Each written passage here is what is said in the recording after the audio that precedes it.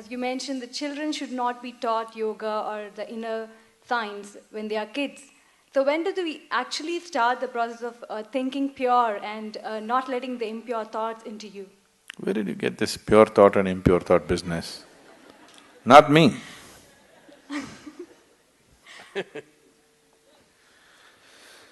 Thought, whatever kind of thought you have,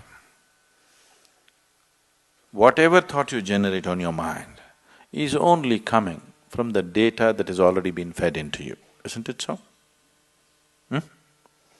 You can use it, permutations and combinations of it and produce million varieties, but essentially thought is coming from the data that has already been fed into you.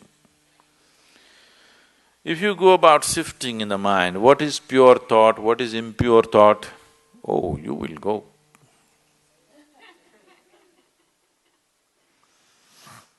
And if you're trying to curb the impure thought and produce pure thought, you've finished.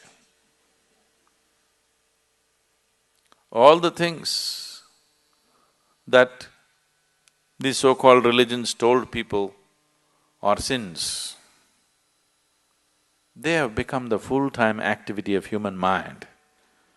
If they had just left them alone, everybody according to his inclination would have gone where he has to go.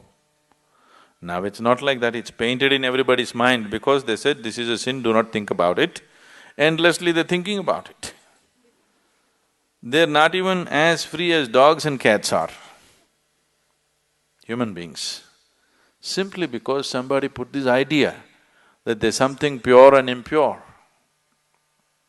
Whatever impure things you learnt at the age of 25, I do not know. I have not come in touch with anything impure in the world yet.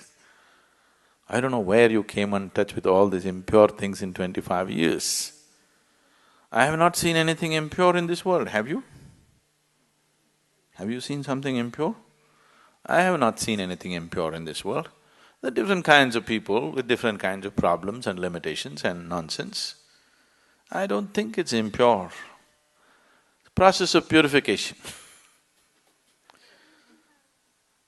In different stages of purity, I see people. And first of all, this idea of pure and impure is a very sick idea. There's just life around you. There's only life around you.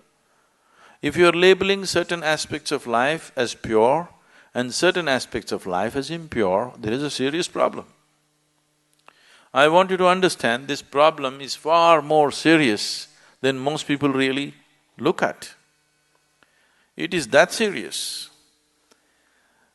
Right now, many religions and cultures on the planet have labeled the fundamental biology itself as impure. Yes? Yes or no? The basic biological processes themselves as impure. Sexuality is impure, a woman's menstrual cycles are impure. What the hell, you're born out of it, then you are also impure, everything in the world is impure, creation is impure. If you like that word, you can use it. But who are you to decide what is pure and impure? This is the way life is made, isn't it? It all depends on how you do what you do, isn't it? With how much awareness you approach it. The same things can become beautiful, the same things can become ugly, depending upon who is doing it and how he is doing it, isn't it so? Yes. Something as simple as eating. Eating can be a beautiful experience, not just for nourishment, even as an experience, it can be a beautiful experience. Somebody eats like this, you just look at that whack. Everything can be done like this, isn't it so? Who is doing it? How it is being done, that's what makes the difference. So this prejudice as to what is pure and impure has destroyed this humanity in such a bad way. Pure thoughts and impure thoughts, oh, if you sift through this, you're finished. All thoughts are just junk, okay? Essentially, they're coming from the limited experience of past. These thoughts are useful for your survival process. You picked up some amount of information, you want to survive in the world, this information is useful. If you're looking at life itself, these thoughts are meaningless.